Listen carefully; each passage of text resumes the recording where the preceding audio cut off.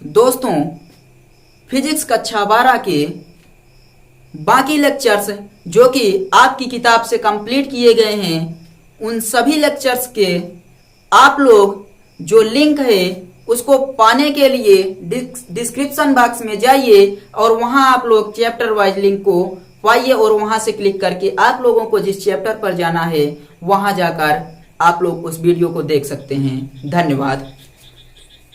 Hello friends, अवाम welcome to all of you BKC teaching school. आप सभी का स्वागत है BKC teaching school YouTube channel पर।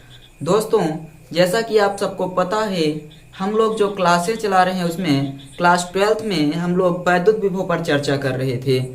तो उसी को हम लोग आगे बढ़ाते हुए आज देखेंगे कि आज जो वैद्युत द्विध्रुव होगा उसके बारे में चर्चा होगी कि वो जब हमारे वैद्युत द्विध्रुव से जब कोई बिंदु किसी भी स्थिति में कहीं पर भी हमें वैद्युत विभव की गणना करनी है। कल हमने पढ़ा था कि वैद्युत द्विध्रुव के कारण अक्षीय स्थिति में वैद्युत विभव क्या होता है और निरक्षीय स्थिति में विभव क्या होता है। तो आज हम लोगों को उसी क्रम में हम लोग अपने सेशन को आगे बढ़ाते हुए चर्चा करेंगे कि स्थिति कोई भी हो, यानी कि किसी भी बिंदु पर विभव वैद्युत द्विध्रुव के कारण वैद्युत द्विध्रुव के कारण किसी भी बिंदु पर विभव, किसी भी बिंदु पर विभव, इसकी चर्चा आज हमें करनी है। तो चलिए हम लोग अपने सेशन को बिना किसी देरी के प्रारंभ करते हैं। आप लोग यहाँ पर हम एक चित्र बना रहे हैं, उस पर ध्यान दीजिएगा, जिसके माध्यम से हम लोग इस डेरिवेशन को कंप्लीट करेंगे।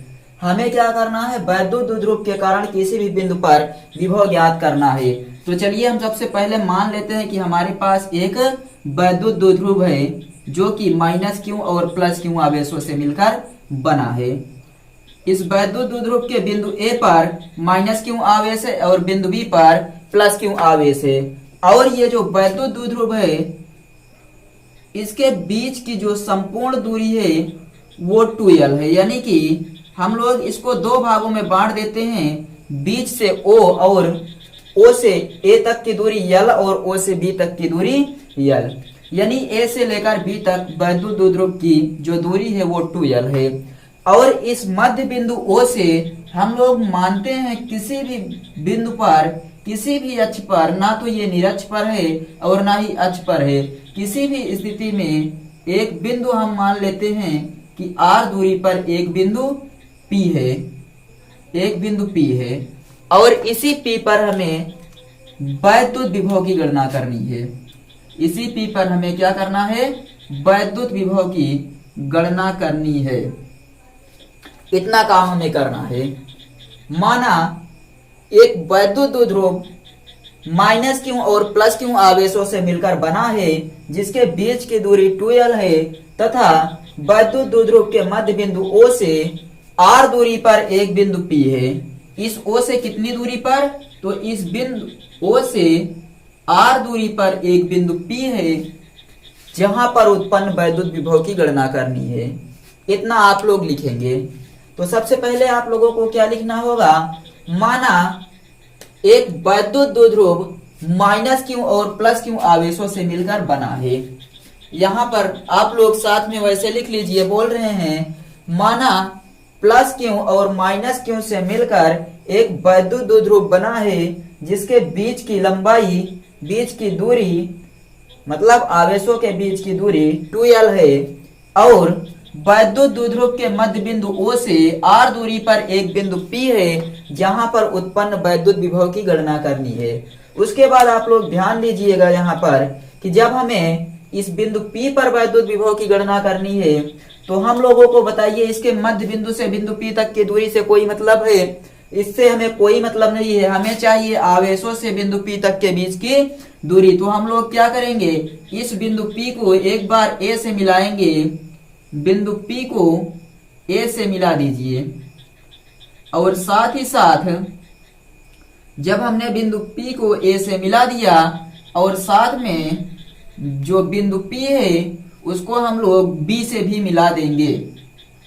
ए से और बी से हम लोग बिंदु पी को मिला देंगे।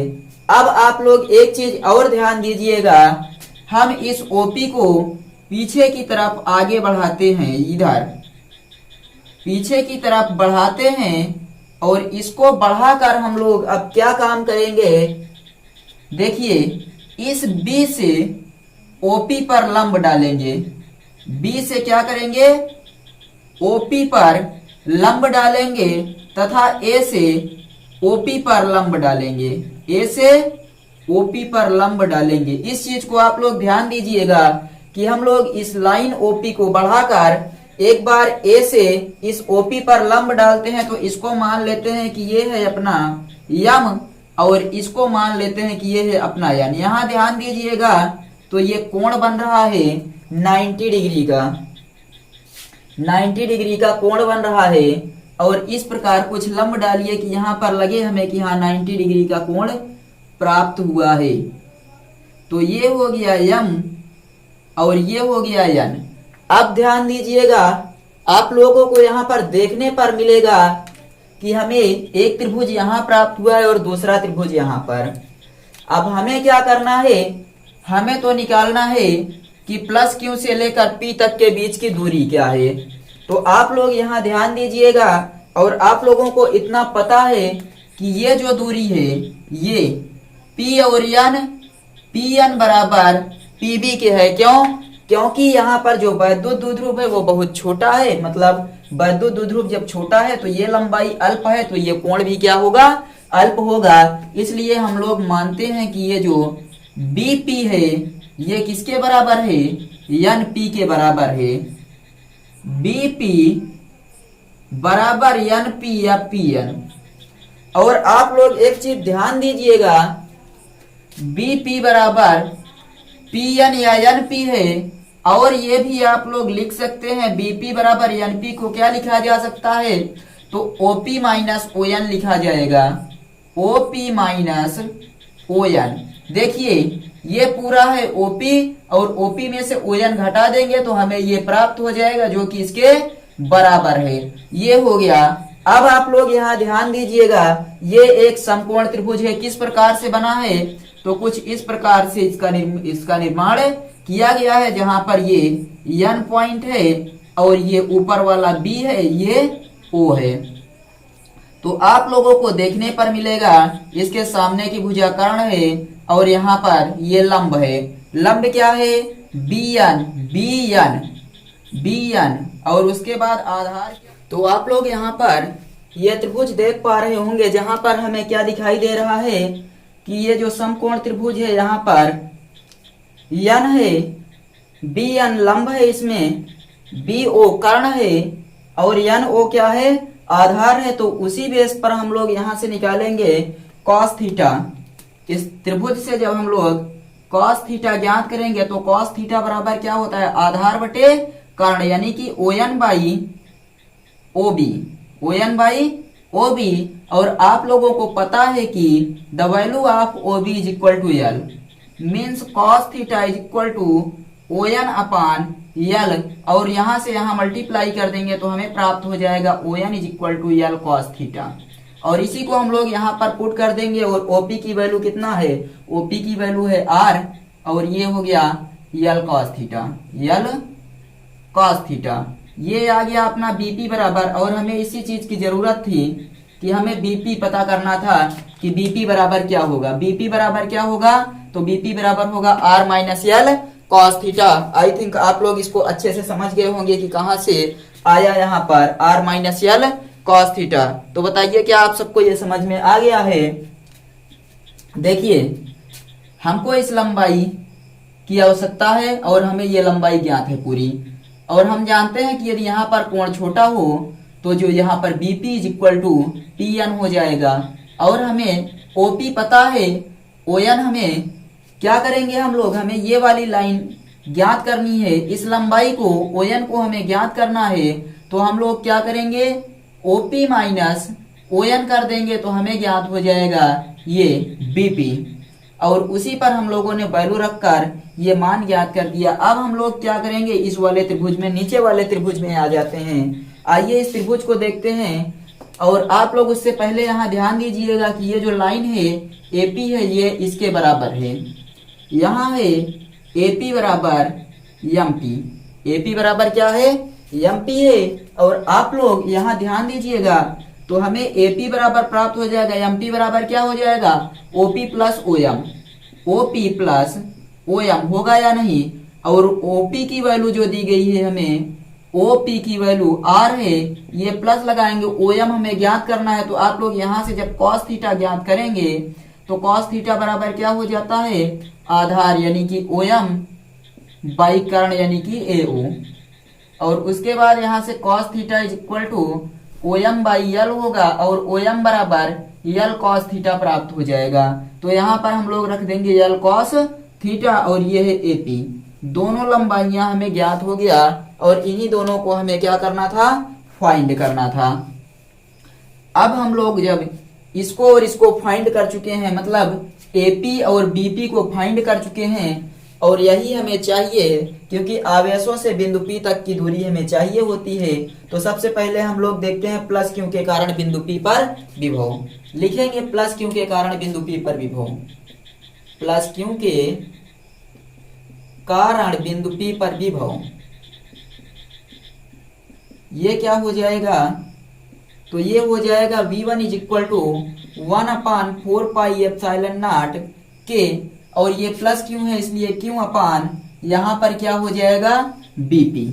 क्यू अपान बीपी हो जाएगा और इसकी वैल्यू रख देंगे तो V1 is equal to 1/4 pi epsilon naught के क्यू अपान, और उसके बाद यहाँ बीपी की वैल्यू क्या है? R minus L cos theta. ये हो गया equation number first.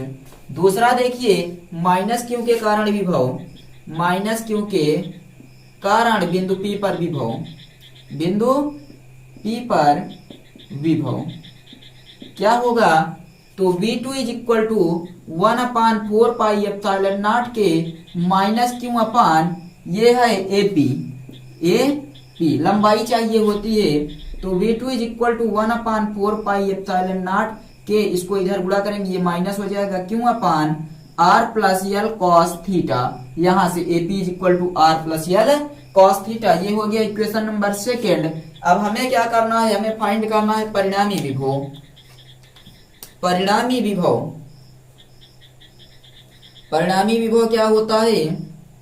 V is equal to V1 plus V2, value रखेंगे यहाँ पर 1/4 पाई एप्सिलॉन नॉट के Q upon R minus L cos theta.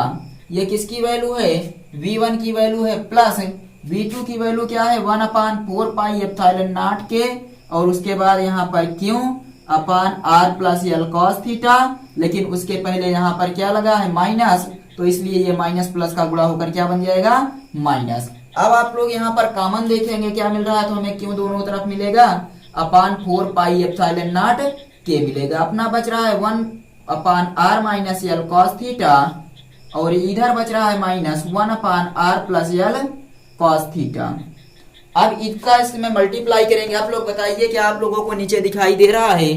चलिए, आप लोगों को इतना अच्छे ढंग से दिख रहा है तो हम इस वैल्यू को यहाँ पर रख देते हैं। अब इसकी आवश्यकता नहीं पड़ेगी हमें। AP is equal to R plus L cos theta. आप लोग बस इसको निकालना सीख जाइए, उसके बाद और कुछ नहीं। R minus L cos theta, इतना। अब हम लोग इसको हटाकर यहां से देखते हैं आगे का डेरिवेशन क्या होगा। तो चलिए अब इसके आगे हम लोग सॉल्व करेंगे। तो कितना कितना आ जाएगा? हमें जो कॉमन है उसको पहले लिख लेंगे, Q upon 4 pi epsilon naught और के, इसका इधर मल्टीप्लाई करेंगे तो R plus L cos theta हो जाएगा, और यहाँ माइनस ब्रैकेट में R minus L cos theta upon R square minus L square cos square theta. क्यों?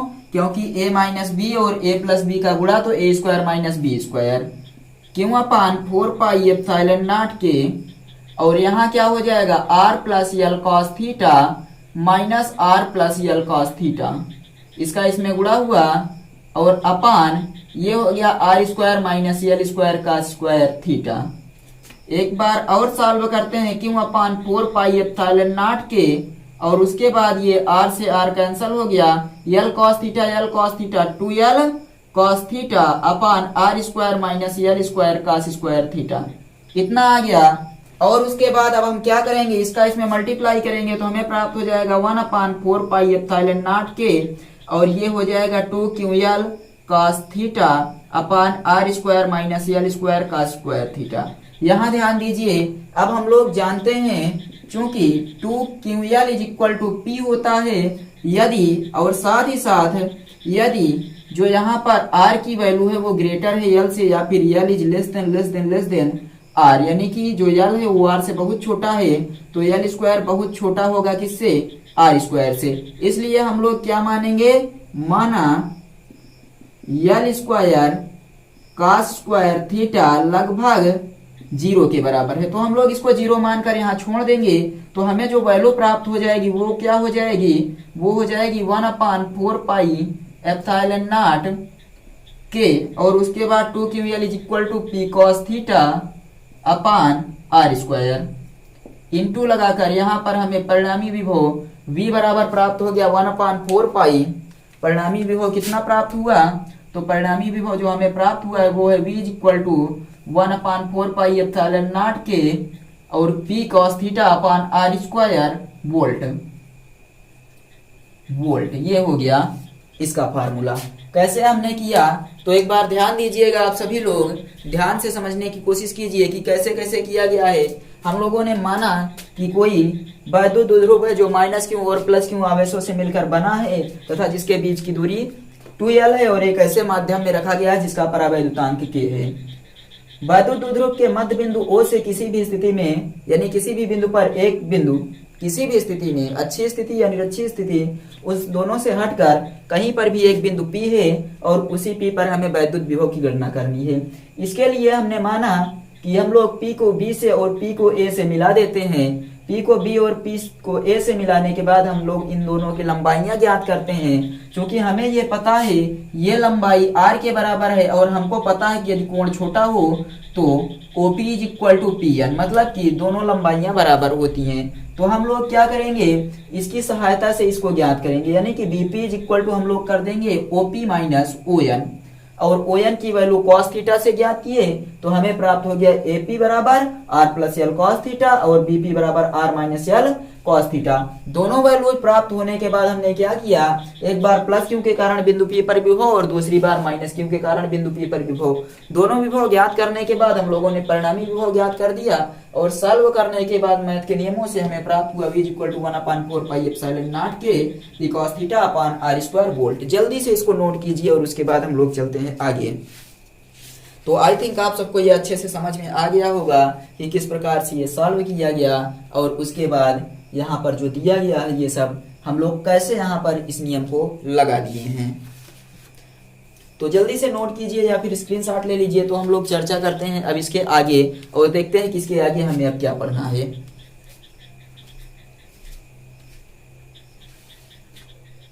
चलिए अब हम लोग चर्चा करते हैं वैद्युत स्थितिज ऊर्जा पर।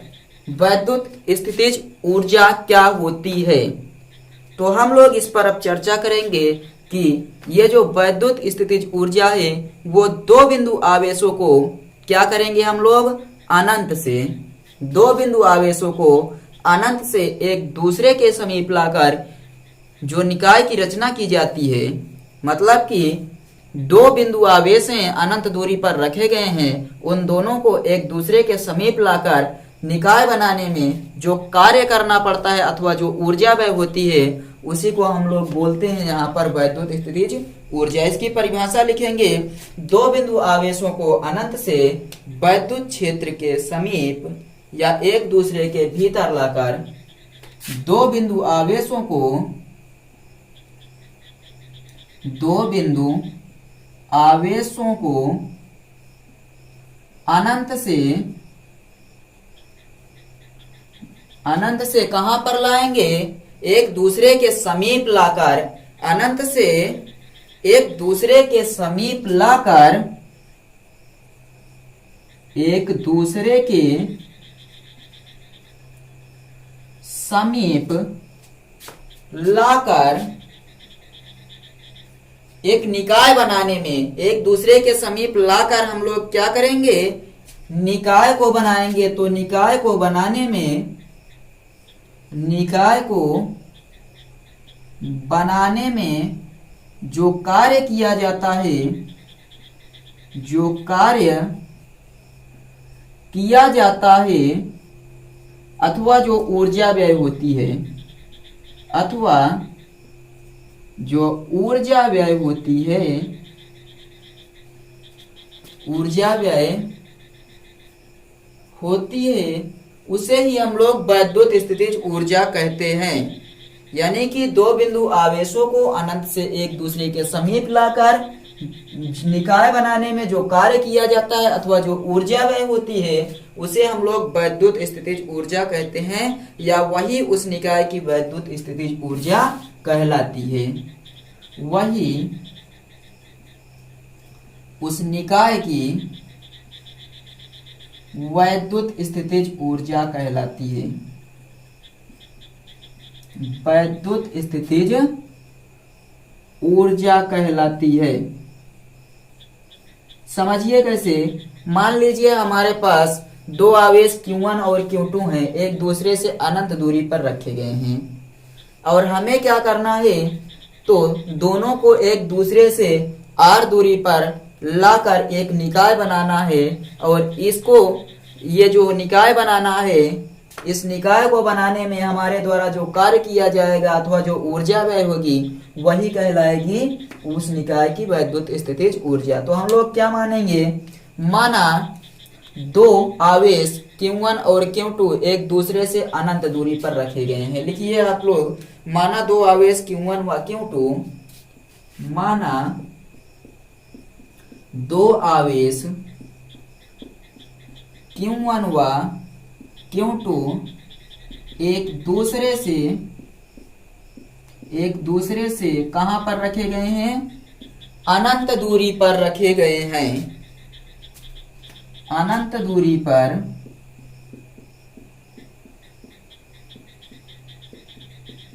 रखे गए हैं। हमें क्या करना है, एक दूसरे को R दूरी पर लाकर किसी निकाय को बनाना है। इन दोनों आवेशों को एक दूसरे से R दूरी पर लाकर, इन दोनों आवेशों को हम लोग क्या करेंगे, R दूरी पर, इन दोनों आवेशों को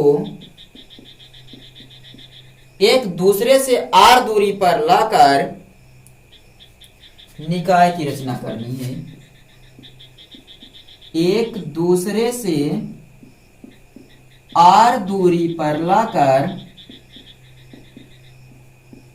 निकाय की रचना करनी है,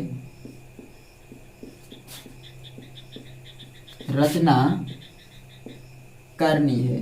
मान लीजिए, यहां ध्यान दीजिएगा अब आप लोग कि ये हमारे पास Q1 है और यहां पर हमारे पास क्या है, R दूरी पर आवेश को लाना है। मान लीजिए ये A है और यहाँ आवेश रखा गया है अनंत दूरी पर, Q2 रखा गया है, और हमें क्या करना है, तो इसी बिंदु A पर हमें वैद्युत स्थितिज ऊर्जा ज्ञात करनी है या किए गए कार्य की गणना करनी है। तो आप लोग सबसे पहले यहाँ देखिए, बिंदु आवेश के कारण बिंदु A पर विभव, बिंदु आवेश के कारण बिंदु A पर विभव ज्ञात करेंगे, और Q2 को बिंदु A पर लाने में किया गया कार्य, आवेश Q2 को बिंदु A पर लाने में किया गया कार्य उसके बाद निकालेंगे।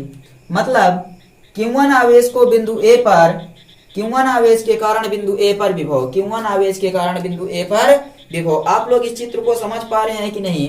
एक दूसरे से अनंत दूरी पर रखे गए हैं, बिंदु A पर लाकर, एक दूसरे के समीप बिंदु A पर लाकर किसी निकाय की रचना करनी है। तो मानेंगे Q1 के कारण बिंदु A पर विभव, Q1 आवेश के कारण R दूरी पर उत्पन्न विभव, Q1 आवेश के कारण R दूरी का मतलब है बिंदु A पर विभव, R दूरी पर विभव क्या हो जाएगा, V is equal to 1/4 pi epsilon naught, और Q1 अपान यहाँ पर R हो जाएगा। और यदि हम लोग माध्यम भी मान लें यहाँ पर तो K हो जाएगा। ये हो गया। अब हम लोग क्या ज्ञात करेंगे, ये है आवेश Q1 के कारण बिंदु A पर विभव। अब हम लोग ज्ञात करेंगे कि Q2 को बिंदु A पर लाने में किया गया कार्य। या फिर आवेश Q2 आवेश को R दूरी तक, Q1 से R दूरी तक लाने में किया गया कार्य, R दूरी तक लाने में किया गया कार्य क्या हो जाएगा? R दूरी तक लाने में किया गया कार्य W बराबर क्या होता है? V क्यों होता है आप लोग जानते हैं, लेकिन यहाँ पर हमें विभव आवेश Q1 के कारण ज्ञात करना, इसलिए किया गया कार्य W बराबर V1 Q2 हो जाएगा, क्योंकि बिंदु आवेश Q1 के कारण विभव और Q2 को लाने यहाँ पर आवेश से दूसरा Q2। V1 और Q2 क्यों हुआ जानते हैं, कार्य बराबर V क्यों होता है, तो हमें Q1 के कारण विभव निकालना, इसलिए क्या हो गया V1, और आवेश कौन सा ला रहे हैं? Q2 को A पर ला रहे हैं, Q2 आवेश को R दूरी तक लाने में किया गया कार्य हो जाएगा। अब उसके बाद आप लोग यहाँ से सॉल्व करेंगे, तो सॉल्व कैसे होगा? W बराबर 1/4 पाई एप्सिलॉन नॉट के, और ये हो गया Q1 अपान R इंटू Q2, यानी W is equal to 1/4 pi epsilon naught के Q1 इंटू Q2 अपान R। और उसके बाद आप लोग ध्यान दीजिएगा कि जो कार्य किया गया है, यही कार्य इस निकाय में वैद्युत स्थितिज ऊर्जा के रूप में संचित हो जाता है। यही कार्य निकाय की वैद्युत स्थितिज ऊर्जा कहलाता है, या फिर इसी के रूप में संचित हो जाता है। यही कार्य किया गया कार्य क्या है? W। तो यही कार्य निकाय की वैद्युत स्थितिज ऊर्जा कहलाता है, वैद्युत स्थितिज ऊर्जा कहलाता है। यही कार्य निकाय की वैद्युत स्थितिज ऊर्जा कहलाता है। अतः U बराबर 1/4 पाई एप्सिलॉन नॉट के Q1 इंटू Q2 अपान R, और उसके बाद ऊर्जा का मात्रक जूल होता है, ऊर्जा का मात्रक जूल होता है। और ये हमें प्राप्त हो गया दो आवेशों को क्या करने में, वैद्युत स्थितिज ऊर्जा का फार्मूला, वैद्युत स्थितिज ऊर्जा का फार्मूला हमें प्राप्त हो गया। अब आप लोग ध्यान दीजिए एक बार, दो बिंदु आवेशों से अनंत दूरी पर रखे हैं, उनको एक दूसरे के समीप R दूरी पर लाकर किसी निकाय को जो बनाने में हमें ऊर्जा व्यय करनी पड़ती है, या जो कार्य किया जाता है, उसी को हम लोग बोलते हैं वैद्युत स्थितिज ऊर्जा। माना हमारे पास दो आवेश Q1 व Q2 हैं, एक दूसरे से अनंत दूरी पर रखे गए हैं, और एक दूसरे से R दूरी पर लाकर किसी निकाय को बनाना है। तो आवेश Q1 के कारण R दूरी पर विभव ज्ञात करेंगे, और आवेश Q2 को A पर लाना है, इसलिए Q2 के कारण किया गया कार्य, मतलब Q2 R दूरी तक लाने में किया गया कार्य V1 Q2। W is equal to सब मान रख देंगे तो हमें प्राप्त हो जाएगा यहाँ पर W बराबर 1/4 पाई एप्सिलॉन नॉट के और Q1 Q2 अपान R। यही कार्य निकाय की वैद्युत स्थितिज ऊर्जा कहलाता है। अतः U बराबर 1/4 पाई एप्सिलॉन नॉट के Q1 Q2 अपान R जूल। नोट कीजिए जल्दी से या फिर स्क्रीनशॉट लीजिए, तब हम लोग चलते हैं आगे और देखते हैं इसके बारे में कुछ नोट पॉइंट। तो जल्दी से नोट कर लीजिए, आई थिंक आप सबको पूरा दिख रहा है। चलिए जल्दी से नोट कीजिए, उसके बाद हम लोग आगे देखते हैं आगे का क्या टॉपिक है। स्क्रीनशॉट ले लीजिए। चलिए अब हम लोग देखते हैं वैद्युत स्थितिज ऊर्जा के बारे में। जो नोट पॉइंट पर चर्चा करने वाले थे वो नोट पॉइंट ये हैं। आप लोग इसको नोट करेंगे या फिर स्क्रीनशॉट ले लेंगे, पहले समझ लीजिए। हम लोग यहाँ पर देख रहे हैं, जब हमें समान प्रकृति के आवेश प्राप्त होते हैं, मतलब समान प्रकृति के आवेशों को एक दूसरे के समीप लाने पर निकाय की वैद्युत स्थितिज ऊर्जा का मान बढ़ता है। और दूसरा पॉइंट है, विपरीत प्रकृति के आवेशों को एक दूसरे के समीप लाने पर निकाय की वैद्युत स्थितिज ऊर्जा का मान घटेगा। तीसरा पॉइंट क्या हो जाएगा, यदि दोनों बिंदु आवेशों में से कोई भी एक बिंदु आवेश ऋणात्मक हो तो जो वैद्युत स्थितिज ऊर्जा प्राप्त होगी वो ऋणात्मक होगी। कैसे, अभी हम लोग देखते हैं। चौथा जो हमें करना है, आवेशों से मिलकर बने निकाय की वैद्युत स्थितिज ऊर्जा निम्न होती है। आप लोग पहले 3 पॉइंट याद कीजिए कि समान प्रकृति के आवेशों को एक दूसरे के समीप लाने पर वैद्युत स्थितिज ऊर्जा का मान बढ़ेगा और विपरीत प्रकृति के आवेशों को एक दूसरे के समीप लाने पर निकाय की वैद्युत स्थितिज ऊर्जा का मान घटेगा। यदि दो बिंदु आवेशों में से कोई एक बिंदु आवेश ऋणात्मक हो तो वैद्युत स्थितिज ऊर्जा का मान ऋणात्मक होगा। आवेशों से मिलकर बने निकाय की वैद्युत स्थितिज ऊर्जा निम्न होती है। मान लीजिए हमारे पास यहाँ पर एक निकाय बनाया गया है जिसमें 3 आवेश लिए गए हैं। कोई एक निकाय बना है हमारे पास जिसमें हमें कितने आवेश दिए गए हैं, 3 आवेश दिए गए हैं और साथ ही साथ ये है Q1, ये है -Q2 और ये है Q3। ध्यान दीजिए Q1 -Q2 और Q3। आप लोग इसकी दूरी पर ध्यान दीजिएगा। जो Q1 से लेकर -Q2 तक की दूरी है ये है R1 और -Q2 से लेकर Q3 तक की दूरी जो है वो है R2 और Q1 से लेकर Q3 तक की दूरी है R3। इतना आप लोग समझ चुके होंगे। तो चलिए अब हम लोगों को फार्मूला पता है कि जो वैद्युत स्थितिज ऊर्जा होती है उसका फार्मूला आप लोगों ने अभी अभी ज्ञात किया है। U = 1/4πε0 के और Q1 × Q2/R जूल। इतना आपने अभी अभी ज्ञात किया है। तो आप लोग यहाँ पर जब Q1 और Q2 के कारण निकालेंगे तो मान लेंगे आप क्या है, हम लोग निकाल रहे हैं U1 बराबर। तो हम लोग सबसे पहले निकालते हैं U1 बराबर क्या हो जाएगा, 1/4πε0 के और ये Q1 × Q2/R1, Q1 × -Q2/R1 ये हो गया। मतलब इसको हम लोग क्या लिख सकते हैं, इसको 1/4πε0 के Q1 × Q2/R1, लेकिन ये कैसे हो जाएगा, माइनस में। U2 बराबर अब ज्ञात कीजिए 1/4πε0 के और यहाँ से Q2 और Q3 -Q2 और उसके बाद इंटू Q3/R2। इसको हम लोग क्या लिखेंगे, तो ये भी हो जाएगा -1/4πε0 के Q2 × Q3/R2। ये हो गया। अब आप लोग U3 बराबर बताइए क्या होगा। नीचे आप लोगों को दिख रहा है, तो चलिए अभी दिख रहा है। U3 बराबर क्या होगा, तो U3 बराबर होगा 1/4πε0 के और ये क्या है Q1 × Q3, Q1 × Q3/R3। इस पर यही रहेगा, क्यों, क्योंकि इसमें दोनों प्लस हैं। अब हम लोग क्या ज्ञात करेंगे, यहाँ पर परिणामी ऊर्जा ज्ञात करेंगे। परिणामी ऊर्जा का मतलब है कि जो सभी ऊर्जाओं का योग U = U1 + U2, ऊपर देखिए U = U1 + U2 + U3। ये हो गया। तो हम लोग अब क्या करेंगे, तीनों का मान रखकर U बराबर ज्ञात करेंगे।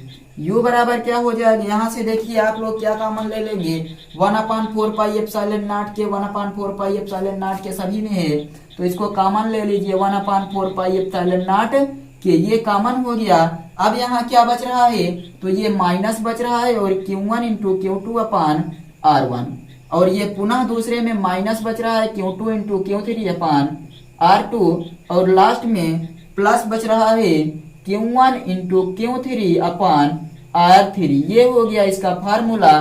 तो आप लोग ऐसे लिखेंगे U बराबर 1/4πε0 के और minus Q1 × Q2/R1 minus Q2 × Q3/R2 plus Q3 या Q1 × Q3/R3। ये हो जाएगा इसका फार्मूला। मतलब कि जो हमें ऊर्जा ज्ञात करनी है उसका फार्मूला निकल कर आया है परिणामी ऊर्जा। मतलब कि यहाँ पर यदि हमें कई निकाल लिए जाए माइनस और प्लस से दिया जाए निर्माण करके, तो उसकी जो ऊर्जा होगी वो कुछ इस प्रकार से निकलेगी और लास्ट में हम लोग क्या लिख देंगे यहाँ पर, तो ऊर्जा का मात्रक जूल होता है, ये लिख देंगे और बन जाएगी हमारी परिणामी स्थितिज ऊर्जा, यानी आवेशों से मिलकर बने निकाय की वैद्युत स्थितिज ऊर्जा का फार्मूला है।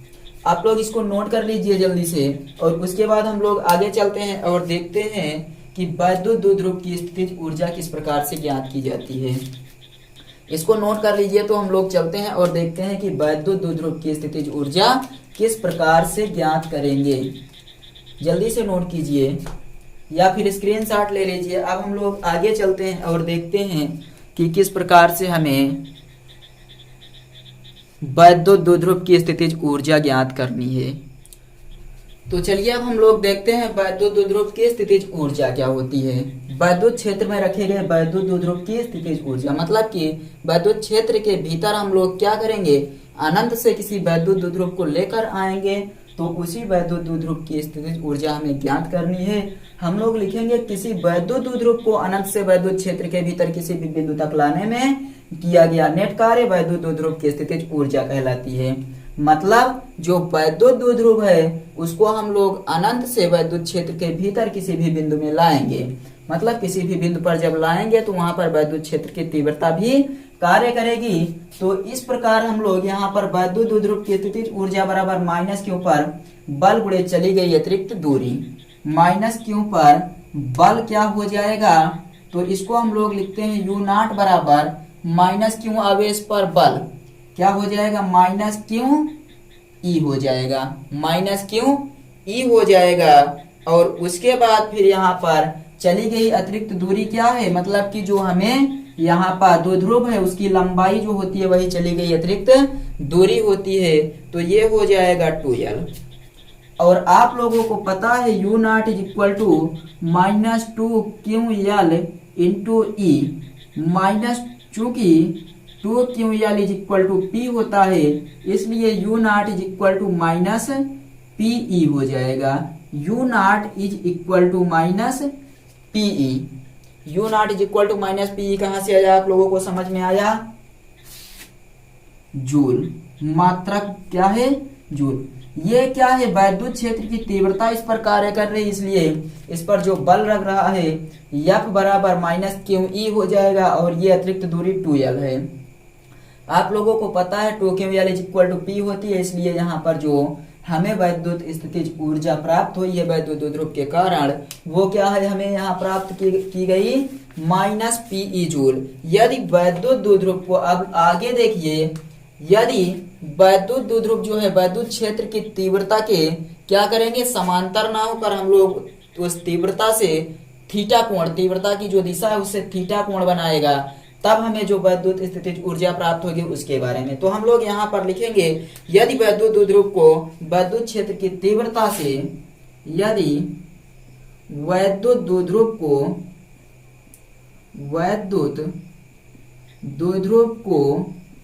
वैद्युत क्षेत्र की तीव्रता से, वैद्युत क्षेत्र की तीव्रता से क्या करेंगे, थीटा कोण पर रख देंगे। मतलब थीटा कोण पर घुमाकर, थीटा कोण पर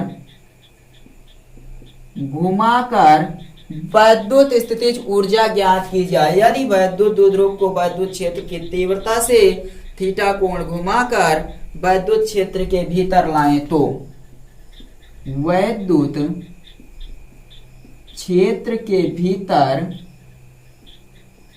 लाया जाए तो क्या हो जाएगा, u naught is equal to क्या हो जाएगा, वैद्युत द्विध्रुव को थीटा कोण घुमाने में किया गया कार्य, वैद्युत द्विध्रुव को थीटा कोण घुमाने में किया गया कार्य, घुमाने में किया गया कार्य। u naught is equal to वैद्युत द्विध्रुव को थीटा कोण घुमाने में किया गया कार्य plus u naught.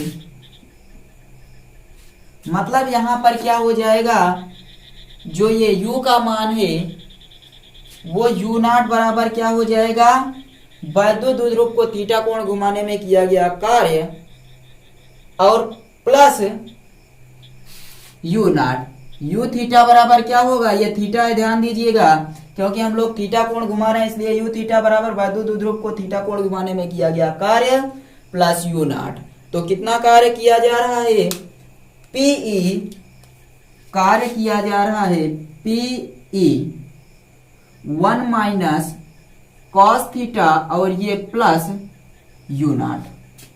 u theta is equal to P E 1 minus cos theta plus, और उसके बाद आप लोग यहाँ जानते हैं कि जो u नॉट है इसकी डायरेक्ट हम लोग वैल्यू रखना चाहें तो ये हो जाएगी माइनस पीई।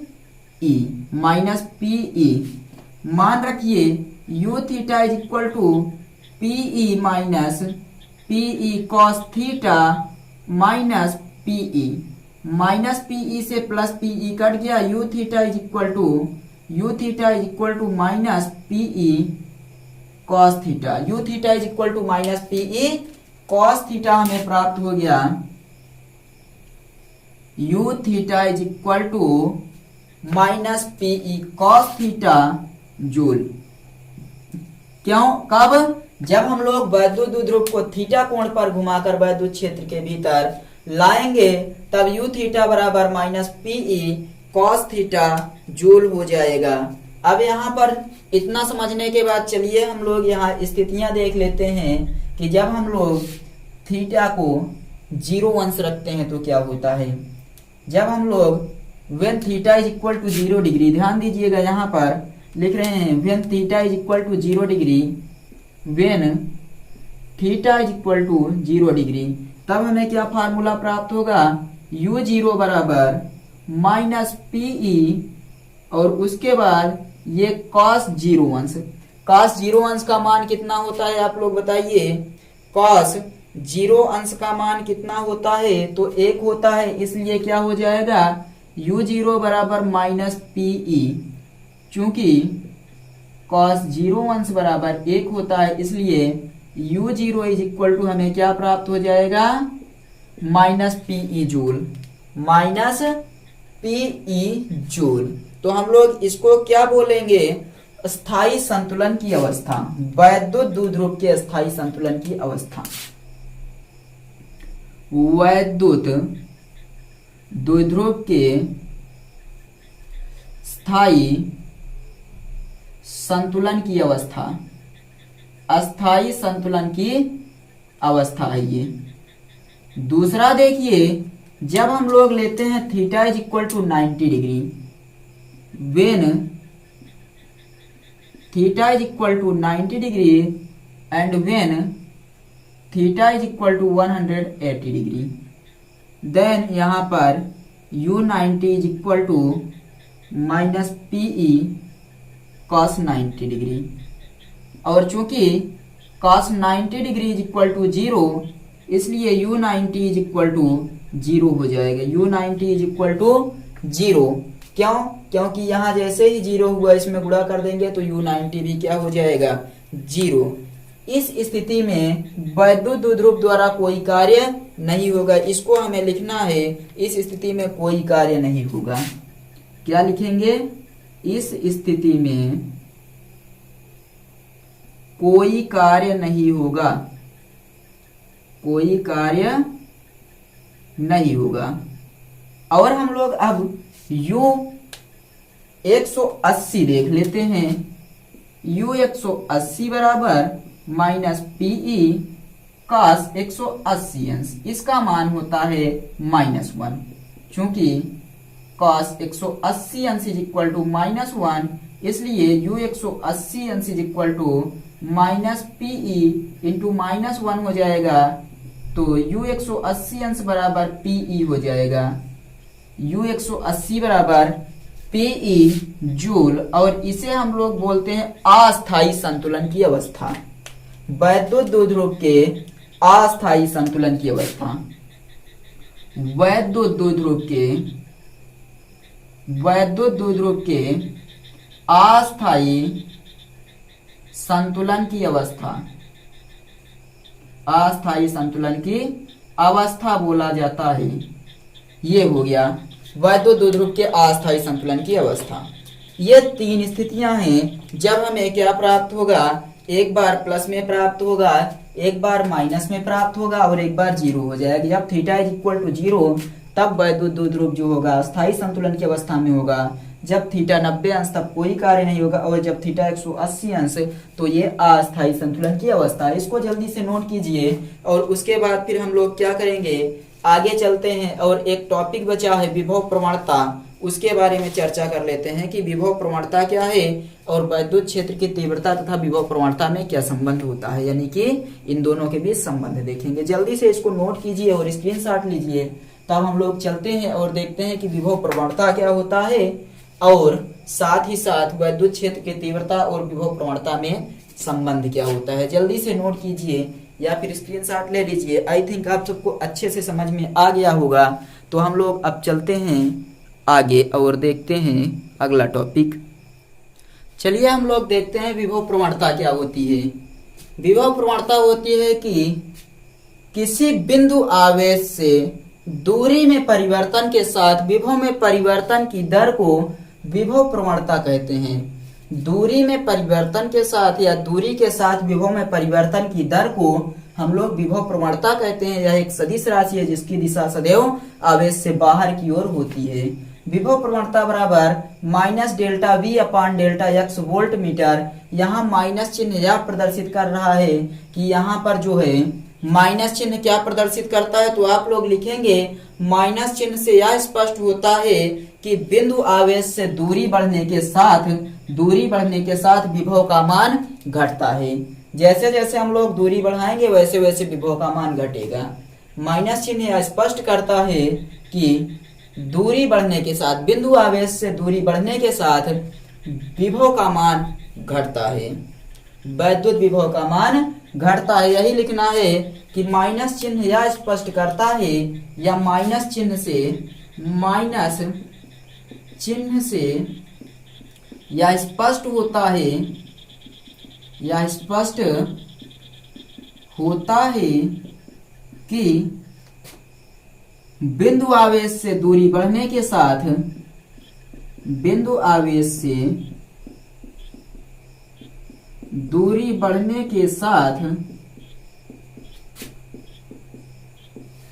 क्या होगा, वैद्युत विभव का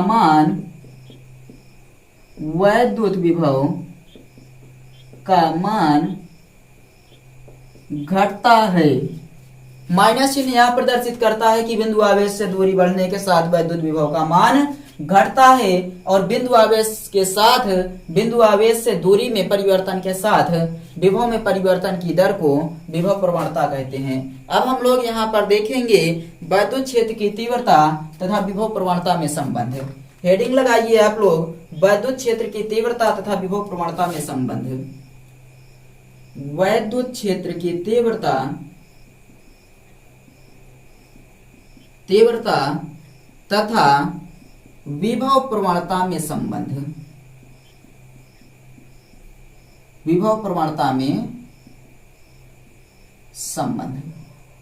वैद्युत क्षेत्र की तीव्रता तथा विभव प्रवणता में संबंध, आप लोग इसको हेडिंग में लिखेंगे और उसके बाद हमें क्या लिखना है यहाँ पर कि हम लोग मानेंगे वैद्युत क्षेत्र की तीव्रता तथा विभव प्रवणता में संबंध निकालने के लिए माना कोई बिंदु आवेश प्लस क्यू एक ऐसे माध्यम में रखा गया है जिसका परावैद्युतांक k है।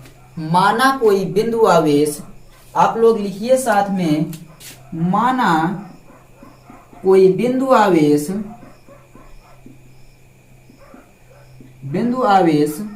एक ऐसे माध्यम में रखा गया है, एक ऐसे माध्यम में रखा गया है जिसका परावैद्युतांक k है, जिसका परावैद्युतांक k है। सबसे पहले हम लोग इतना मान लेंगे कि माना कोई बिंदु आवेश है प्लस क्यू, माना कोई बिंदु आवेश प्लस क्यू एक ऐसे माध्यम में रखा गया है जिसका परावैद्युतांक कितना है, k है।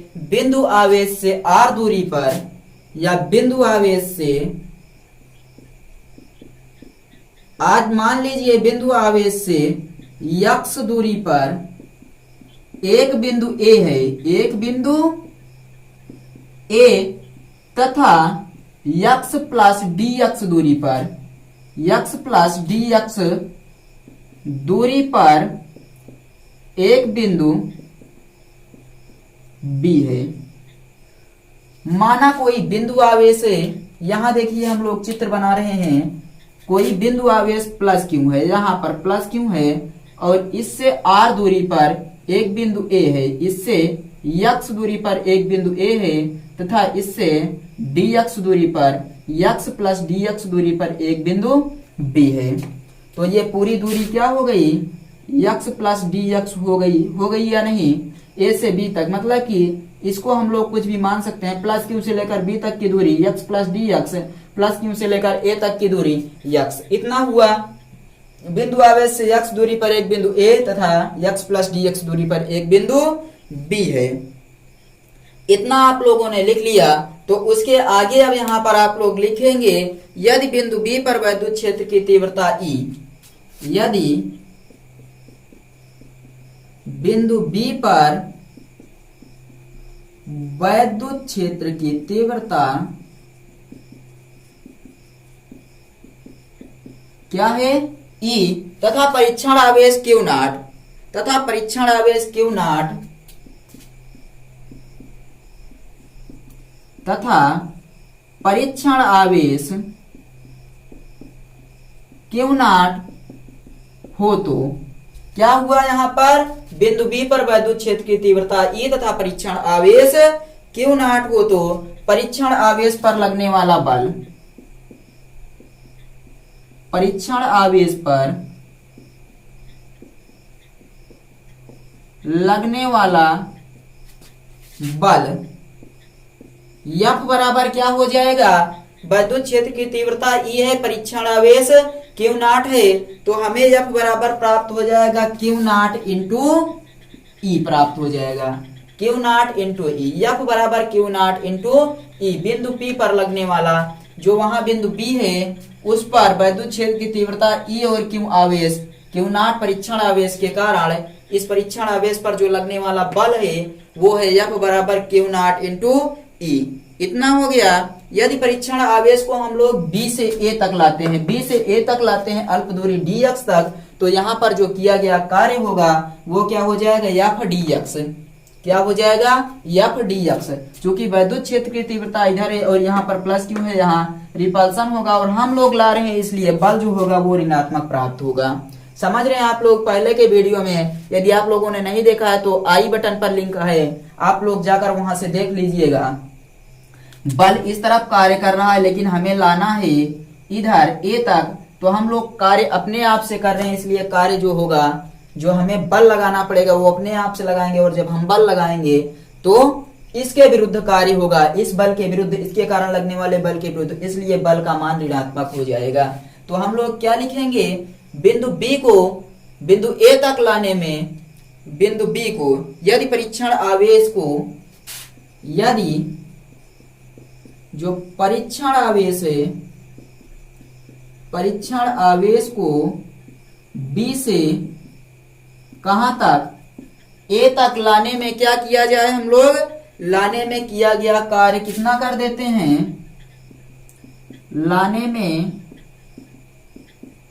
किया गया कार्य dw हो तो, dw हो तो, मतलब यदि परीक्षण आवेश B को A तक लाने में किया गया कार्य dw हो तो, dw हो तो क्या लिखेंगे, dw बराबर F, और उसके बाद ये क्या है अपना dx है, F dx। लेकिन आप लोग ध्यान दीजिएगा जो कार्य है वो यहाँ पर क्या होगा, बल जो लग रहा है वो ऋणात्मक होगा, क्योंकि बल कौन लगा रहा है, तो बल लगा रहा है, बल लग रहा है, ऐसे लिख दीजिए, बल लग रहा है हमारे द्वारा, मतलब हम लोग विपरीत कार्य कर रहे हैं, इसलिए dw बराबर F माइनस dx हो जाएगा। और उसके बाद हम लोग क्या करते हैं, यहाँ पर आप लोगों ने F बराबर पढ़ा है क्या, 2ql, F बराबर क्या पढ़ा है आपने, QE, यहाँ लिख सकते हैं आप लोग। यहाँ देखिए dw is equal to 2q naught E, मतलब ये हो जाएगा dw, ध्यान से देखिए, dw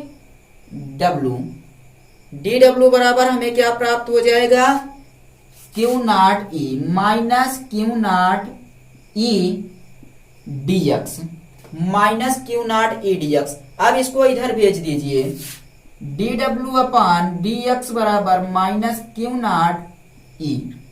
और dw अपान dx बराबर क्या होता है, विभव है। यहाँ पर जो हम लोग क्या करेंगे, dw अपान ऐसे कीजिए, ये जो हमारे पास dx है उसको ऐसे रहने दीजिए, यहाँ से क्यू नॉट यहाँ पर भेज दीजिए। तो आप लोगों को यहाँ पता चला कि dw अपान क्यू नॉट क्या है, किया गया क्या है, आप लोगों ने पढ़ा था पिछले वीडियो में कि जो हम लोग यहाँ पर dw अपान क्यू नॉट निकालते हैं वो वैद्युत विभव की परिभाषा से निकलता है, वैद्युत विभव की परिभाषा से, यानी कि ये हो जाएगा, यहाँ पर हमें क्या प्राप्त हो जाएगा, dv बराबर माइनस ED(x). और यदि हम लोग E बराबर निकालना चाहें तो dv अपान dx, साथ में ये माइनस E, ये हो गया इन तीनों के बीच संबंध, यानी वैद्युत क्षेत्र की तीव्रता तथा विभव प्रवणता V में संबंध। E बराबर माइनस dv अपान dx होता है इन दोनों के बीच संबंध। कैसे निकाला गया, एक बार फिर से ध्यान से देखिए। किसी बिंदु आवेश से दूरी में विभव परिवर्तन, दूरी के साथ जो विभव में परिवर्तन होता है उसी को हम लोग विभव प्रवणता कहते हैं। यह एक सदिश राशि है, इसकी दिशा सदैव आवेश से बाहर की ओर होती है। विभव प्रवणता बराबर फार्मूला होता है माइनस dv/dx वोल्ट प्रति मीटर, यहाँ पर वोल्ट प्रति मीटर, और माइनस चिन्ह यह स्पष्ट करता है कि बिंदु आवेश से दूरी बढ़ने के साथ विभव का मान घटता है। अब हम लोग वैद्युत क्षेत्र की तीव्रता तथा विभव प्रवणता में संबंध देख रहे हैं। माना कोई बिंदु आवेश प्लस क्यू ऐसे माध्यम में रखा गया जिसका परावैद्युतांक k है, और प्लस क्यू से r दूरी पर या x दूरी पर एक बिंदु A है तथा x प्लस dx दूरी पर एक बिंदु B है।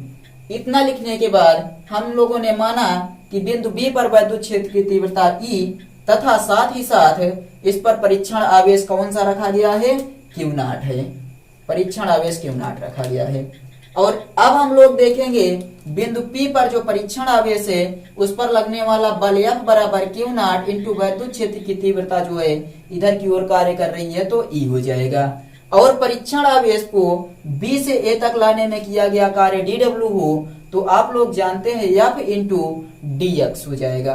चूंकि कार्य हम लोग करेंगे, बल इधर की तरफ लग रहा है, हम लोग ले इधर जा रहे हैं, अल्प विस्थापन कर रहे हैं, तो इसलिए dx हुआ और यहाँ पर dw बराबर माइनस Fdx। उसको सॉल्व किए हम लोग, dw बराबर f की वैल्यू यहाँ Q not E minus Q not E dx, और dw अपान Q नॉट बराबर होता है dv, और ये हो गया E dx, माइनस इधर आया dv अपान dx बराबर E।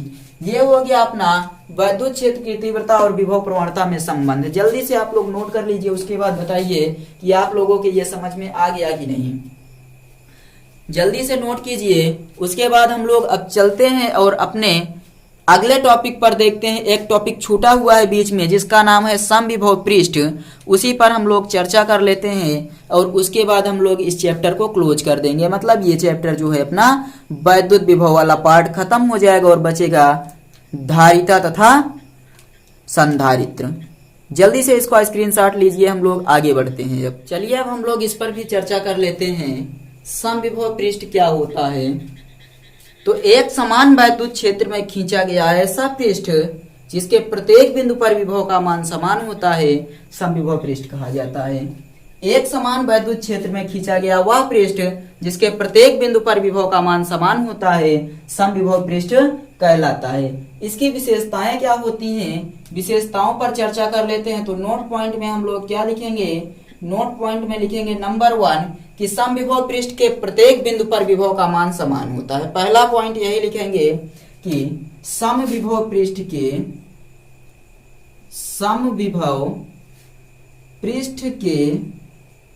प्रत्येक बिंदु पर विभव का मान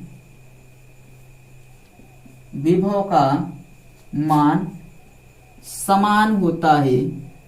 समविभव पृष्ठ के प्रत्येक बिंदु पर विभव का मान समान होता है।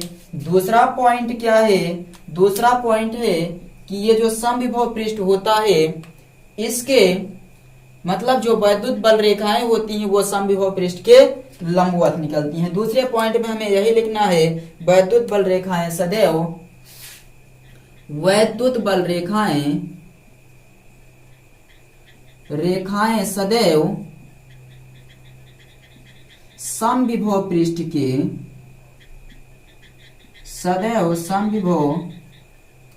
के लंबवत निकलती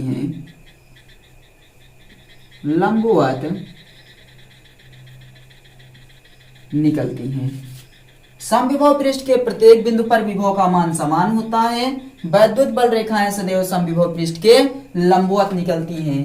तीसरा पॉइंट है कि जो दो समविभव पृष्ठ एक दूसरे को कभी काटते नहीं हैं। क्या होगा? दो समविभव पृष्ठ कभी एक दूसरे को काट नहीं सकते।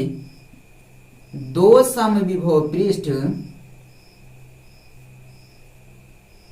कभी एक दूसरे को काट नहीं सकते हैं या फिर काटते नहीं हैं। दो समविभव पृष्ठ एक दूसरे को कभी काट नहीं सकते हैं। वैद्युत बल रेखाएं समविभव पृष्ठ के लंबवत निकलती हैं। समविभव पृष्ठ के प्रत्येक बिंदु पर विभव का मान समान होता है। और चौथा पॉइंट लिख लीजिए कि यदि हम लोग क्या करें, परीक्षण आवेश को समविभव पृष्ठ के यदि परीक्षण आवेश को समविभव पृष्ठ के यदि हम लोग परीक्षण आवेश को समविभव पृष्ठ के एक बिंदु से दूसरे बिंदु तक ले जाएं, एक बिंदु से दूसरे बिंदु तक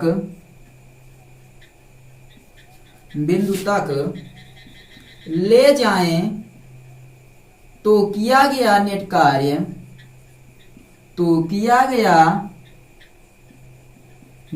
कार्य शून्य होता